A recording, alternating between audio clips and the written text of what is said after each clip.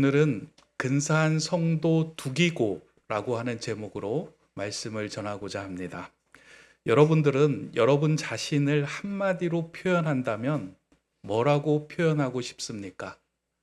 누군가가 여러분들을 딱 한마디로 정의해 준다면 여러분들은 어떤 정의를 듣고 싶어 하십니까? 제가 최근에 한 성도님으로부터 들었던 말 가운데 인상적인 그런 정의 표현이 하나가 있었습니다.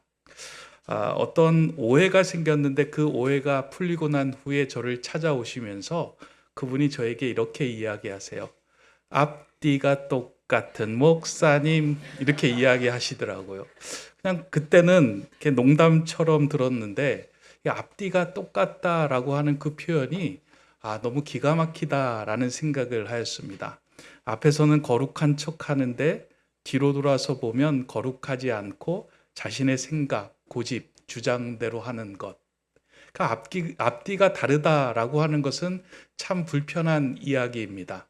근데 목회자라면 앞에서도 뒤에서도 똑같다면 정말 그 모습이 신실하고 아름다운 모습이겠구나. 그 이야기를 들으면서 제가 하나님, 저는 평생 앞뒤가 똑같은 목사님 되게 해 주시옵소서 하는 그런 기도가 나왔습니다. 이 표현도 좋지만 제가 꼭 듣고 싶어 하는 표현이 하나 있습니다. 그것은 근사한 목회자다라고 하는 표현입니다. 저는 근사하다라고 하는 이 말과 표현이 너무나도 좋습니다. 제가 아마 수차례 근사한 사람, 근사한 성도, 근사한 목회자에 대한 이야기를 많이 했을 것입니다. 그래서 제가 목회하는 동안 누군가가 저를 향하여 평가를 하거나 저를 표현한다면 우리 목사님은 참 근사한 목회자야, 근사한 목사님이야 라고 하는 평가를 듣기를 원하고요. 은퇴 이후에도 참 우리 목사님은 근사한 목회자였다라고 하는 그 말을 들으면 좋겠다라는 생각을 합니다. 제가 말하는 근사하다라고 하는 뜻이 무슨 의미인지는 아마 여러분들이 다 아실 겁니다. 그럼에도 불구하고 오늘 어린 아이부터 시작해서 어른들까지 함께 예배를 드리고 있기 때문에 아마 초등부 아이들이나 청소년부 아이들은 근사하다라고 하는 말이 어떠한 의미인지는 좀 잘 모르겠다 생각이 들어서 한 번 더 설명을 하려고 합니다. 근사하다라고 하는 말을 한문으로 읽어보면 이렇게 되어 있습니다. 근사라고 하는 말은 가까울 끈에 닮을 사자입니다.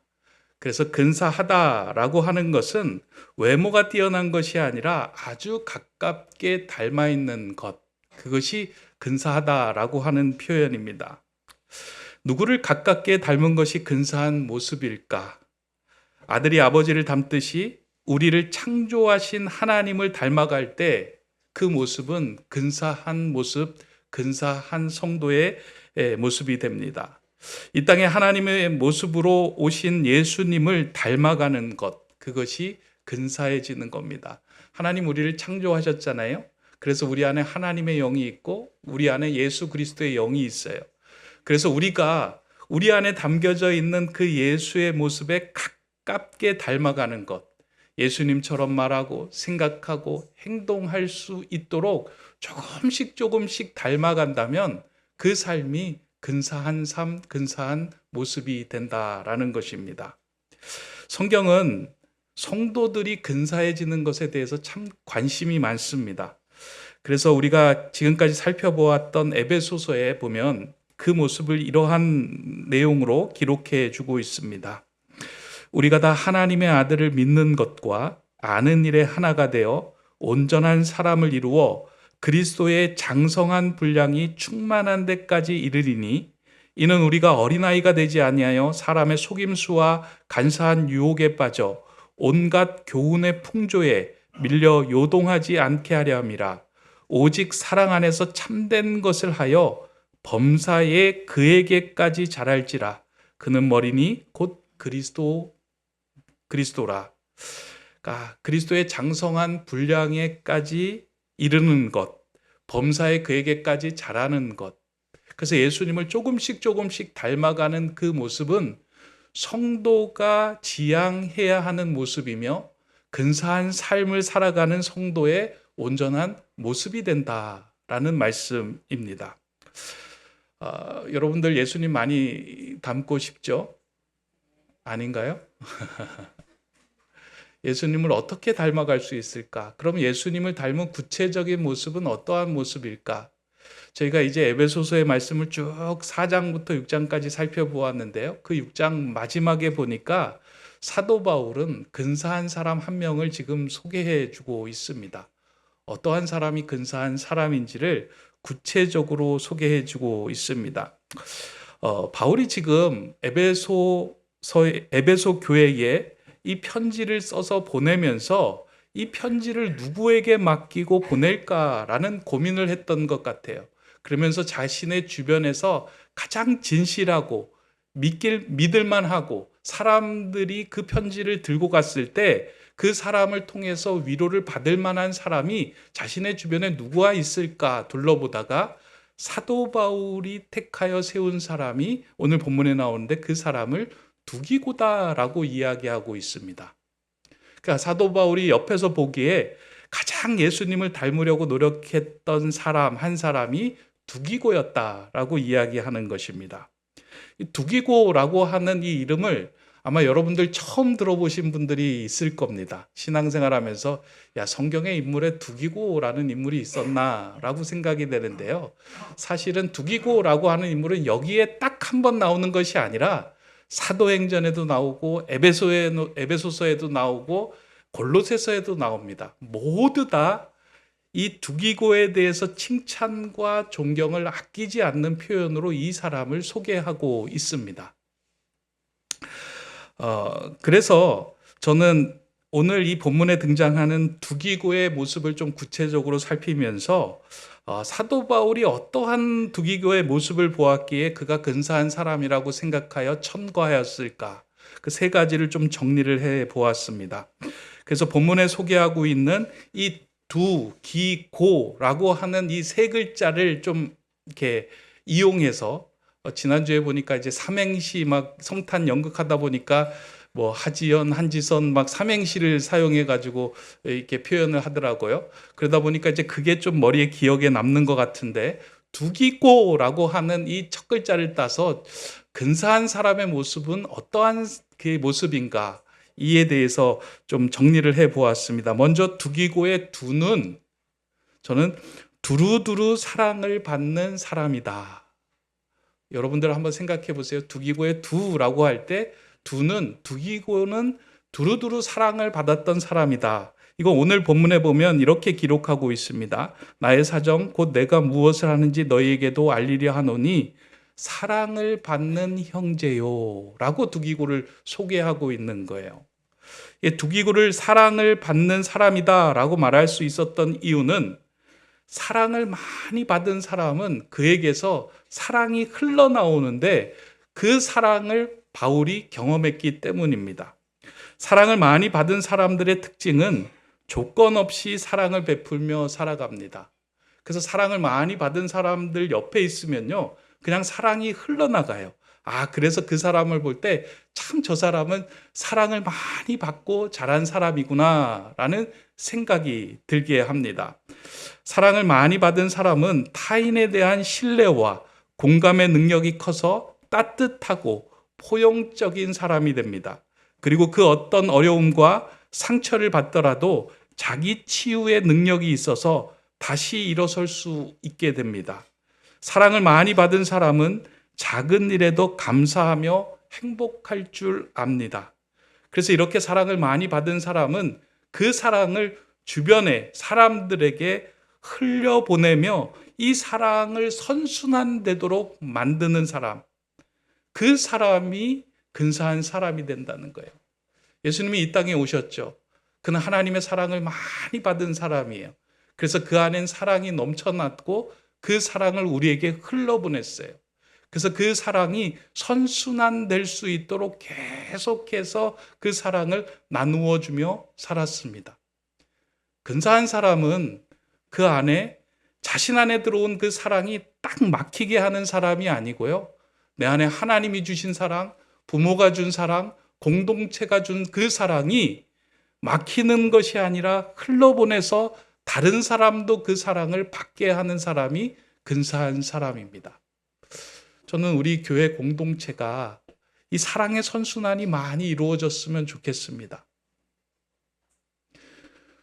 혹시 마음 아프고 힘든 일이 있더라도 지금까지 우리에게 베풀어 주신 하나님의 사랑 때문에, 지금까지 우리에게 베풀어 주신 공동체의 사랑 때문에, 지금까지 감싸 주신 부모님의 사랑 때문에 나는 당신을 사랑합니다.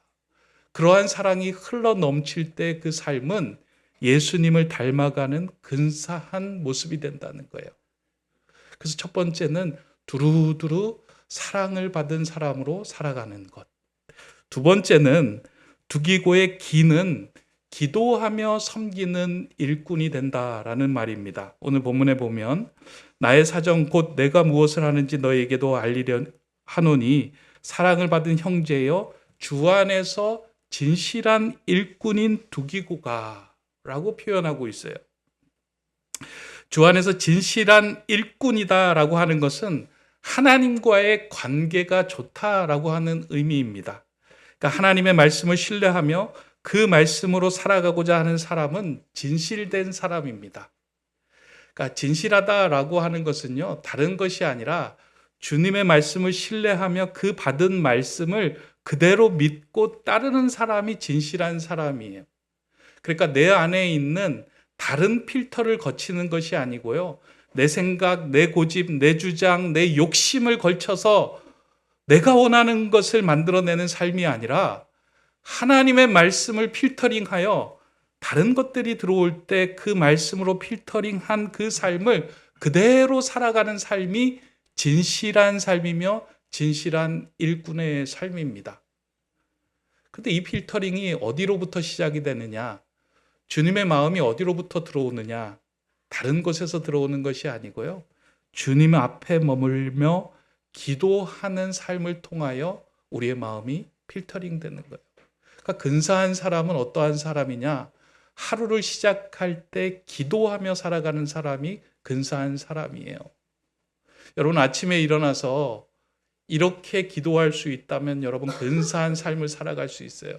성령 하나님, 오늘 내가 하루를 살아갈 때 내 입술에 주님의 말씀이 담기게 해주시고, 오늘 하루를 살아갈 때 내 귀에 주님의 귀로 들을 수 있는 그 귀를 허락해 주시고, 오늘 하루를 살아갈 때 내 손에 주님의 손이 겹쳐져서 그 손으로 누군가를 위로하고 세워줄 수 있는 따뜻한 손길이 되게 해 주십시오.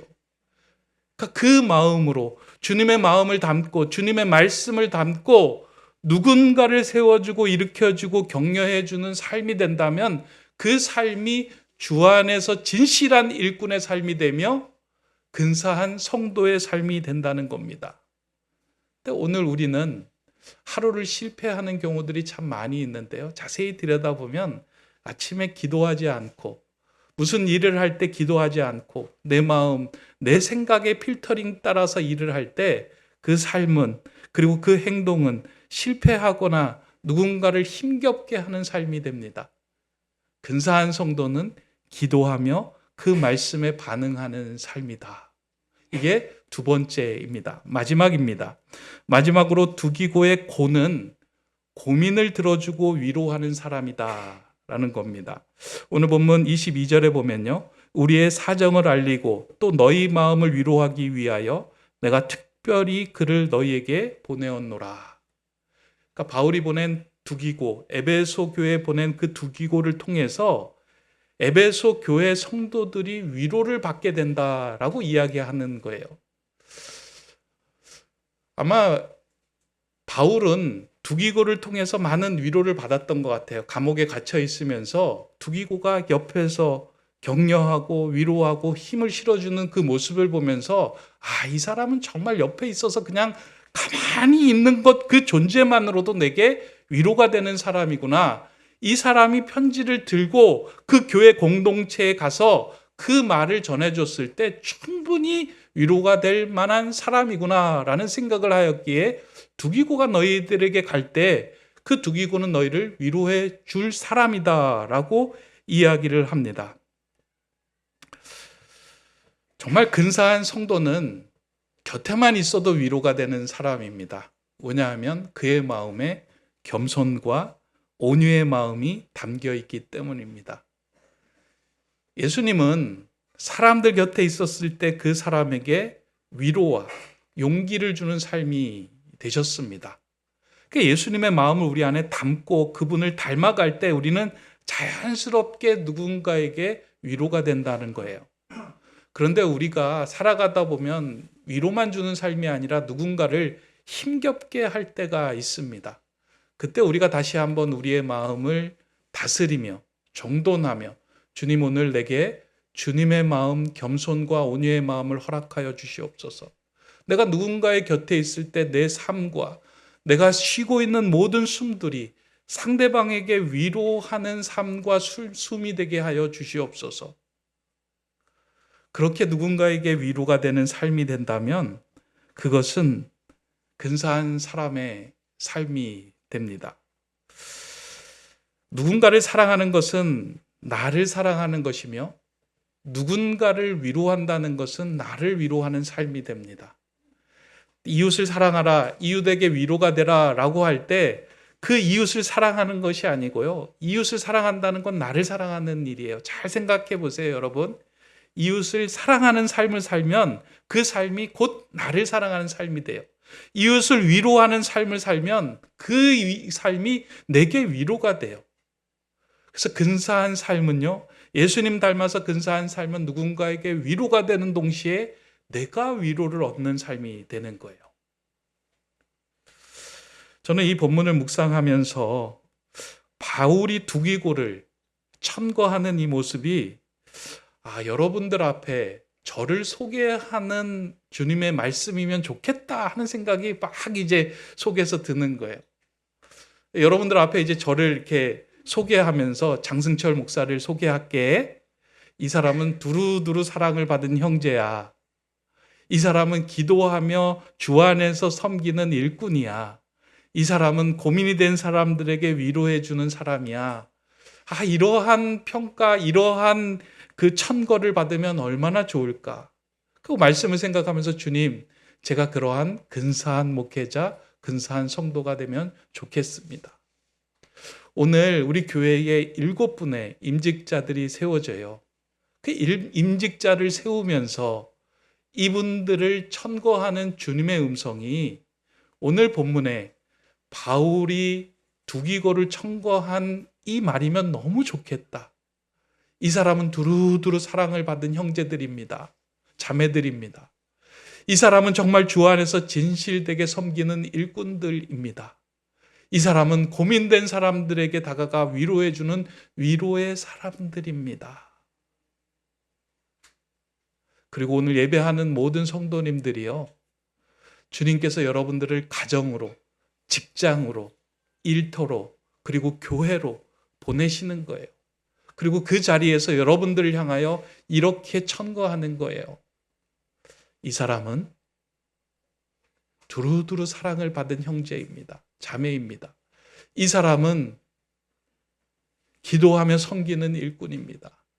이 사람은 고민된 사람들에게 위로를 전해주는 위로자입니다. 저는 이러한 하나님의 인정과 사람들의 그러한 마음들이 우리 교회 공동체 안에 가득 넘치면 좋겠다 생각이 됩니다. 근사한 교회는요, 담임 목사가 뛰어나서 만드는 것이 아니에요.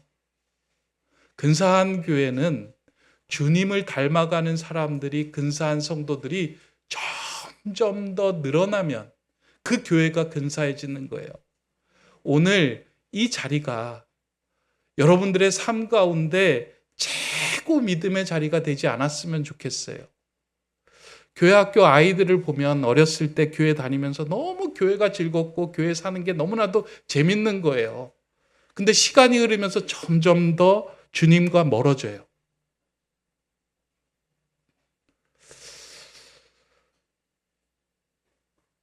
여러분들이 오늘 이 자리에 서 있는 이 자리가 예수님을 닮아가는 가장 그 작은 지점, 바닥의 지점, 출발점이 되었으면 좋겠어요.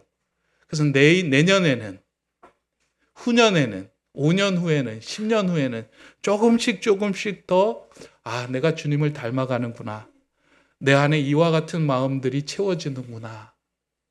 라는 그러한 삶을 살아낸다면 하나님이 여러분들을 근사하다라고 말해주시며 우리 교회를 근사한 교회로 세워가실 겁니다.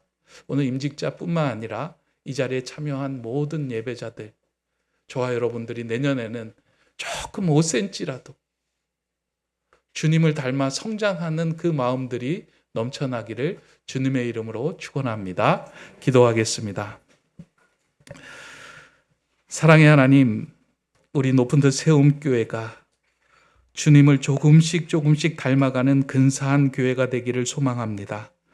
오늘 모여 예배하는 모든 성도님들이 내년에는 조금 더 근사해지기를 소망합니다. 두루두루 사랑을 주고받는 성도로, 기도하며 섬기는 아름다운 일꾼으로, 고민이 있는 자에게 위로가 되며 위로하는 삶을 살아가는 자로 그렇게 살아가게 하여 주시옵소서. 그렇게 예수님을 마음에 담고 닮아가는 근사한 성도들로 이루어진 주님의 근사한 교회 되게 하여 주시옵소서. 예수 그리스도의 이름으로 기도드립니다. 아멘.